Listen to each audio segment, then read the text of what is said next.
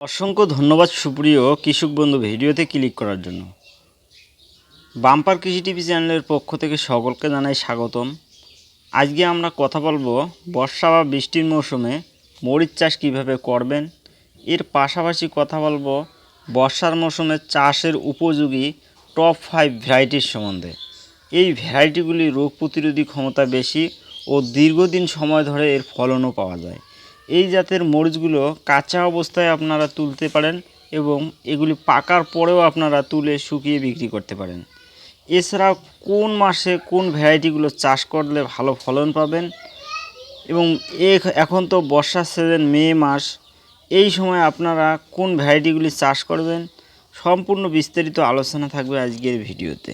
এখন আসি জমি তৈরির বিষয়ে। মরিচ চাষের জমি তৈরিটা কিন্তু অত্যন্ত গুরুত্বপূর্ণ। মরিচ চাষের জন্য জমি তৈরি এমনভাবে করবেন যাতে মাটি ভুরভুরা উর্বর হয় এবং বেড তৈরিতে যাতে সুবিধা হয়। এই বর্ষাকালে মরিচ চাষের জন্য অবশ্যই আপনারা বেড তৈরি করবেন এবং বেড তৈরি করে যদি মরিচটা চাষ করেন তাহলে কিন্তু আপনাদের অনেকটা সুবিধা হবে এবং পানি যে নিষ্কাশনের ব্যবস্থা সেটা কিন্তু ভালো হবে। এছাড়া সার প্রয়োগের বিষয়টা রয়েছে। গোবর সার বা ভার্মিকম্পোস্ট আপনারা অবশ্যই ব্যবহার করবেন বিঘা প্রতি 50 থেকে 60 কেজি। ফসফরাস ব্যবহার করবেন অবশ্যই 15 থেকে 20 কেজি। পটাশ 10 থেকে 15 কেজি, এটা এক বিঘা জমির মাপের হিসেবে। এছাড়া নাইট্রোজেনের কথা যদি বলি, সেটা আপনারা জমির মাটির উর্বরতার উপর নির্ভর করেই সেটা প্রয়োগ করবেন। কতটুকু প্রয়োগ করবেন কোন মাটিতে সেটা আপনাদের উপরেই ডিপেন্ড করবে।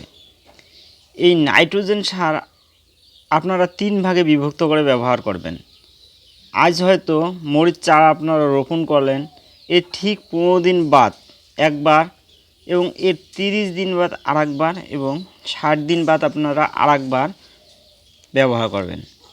এরপরে অন্য যে সমস্ত সার রয়েছে, যেমন রয়েছে ডিএপি 10-26-26 বা 20-20, এই সারগুলো যেমন রয়েছে, এখানে যেটা ভালো মনে হয় আপনারা সেটাই ব্যবহার করবেন। এরপরে আসি বীজের ব্যাপারে।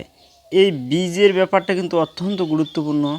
এই বর্ষার মৌসুমে ঘন ঘন বৃষ্টি ও অনেক সময় ভারী বৃষ্টিরও কারণে বেড বা আমরা যে নার্সারিটা তৈরি করি সেটা কিন্তু নষ্ট হয়ে যায় বা ঠিকঠাক মতো চারা গজিয়ে উঠতে পারে না। এর জন্য আপনারা অবশ্যই প্লাস্টিকের একটা বেড হাউস আপনারা তৈরি করে নেবেন বা উপরে একটা ছাউনি দিয়ে নেবেন যাতে বৃষ্টির জলটা বা পানিটা সেটা না পড়ে বেডের মধ্যে। আমাদের দেশের প্রায় বেশিরভাগ রাজ্যেই মরিচ চাষ হয়। এর জন্য যে অনুকূল আবহাওয়ার দরকার হয়, যেটা হচ্ছে বেশি গরম ও অধিক আর্দ্রতা, এই ধরনের আবহাওয়ায় বেশি ফলন ফলতে দেখা যায়। তো কৃষক বন্ধু, এবার আপনাদের জানাবো এই বৃষ্টির মৌসুমে চাষ করবেন এমন টপ 5 ভ্যারাইটির সম্বন্ধে। এর মধ্যে 1 নম্বরে যে আসি আমরা, অ্যাডভান্টা কোম্পানির AK-47। এই জাতটির রোগ প্রতিরোধী ক্ষমতা খুবই ভালো। এই ভ্যারাইটি 60 থেকে 70 দিনের মধ্যে আপনারা ফলন তুলতে পারবেন। এটি আপনারা কাঁচা অবস্থায় বিক্রি করতে পারেন এবং ফল পাকার পরেও আপনারা তুলে এটা বিক্রি করতে পারবেন।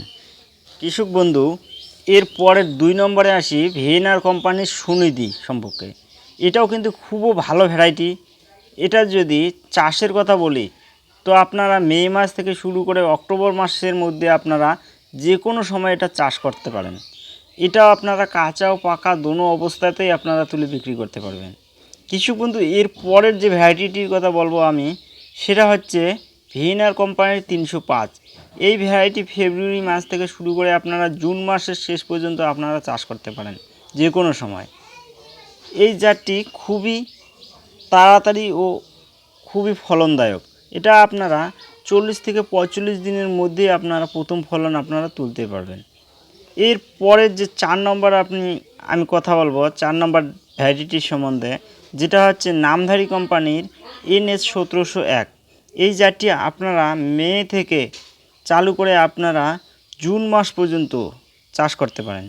এই জাতটি অধিক গরম ও অধিক শীত আপনারা দোনো সিজনেই চাষ করতে পারবেন। প্রচুর পরিমাণে ফলন ধরে এই জাতটিতে। আমাদের এই দিকের বেশিরভাগ কৃষক ভাই এই নামধারী কোম্পানির এই 1701 এই জাতটি চাষ করে থাকেন। গাছটি একটু ঝোপালো বড় সাইজের হয় এবং ফলনও অতিরিক্ত মাত্রায় ধরে। রোগ জীবাণু অনেকটা সহনশীল এই জাতটিও। এরপরে লাস্ট বা 5 নম্বরের যে ভ্যারাইটিটির কথা বলা হয়েছে, যেটা হচ্ছে নুনহ্যামস কোম্পানির US 917।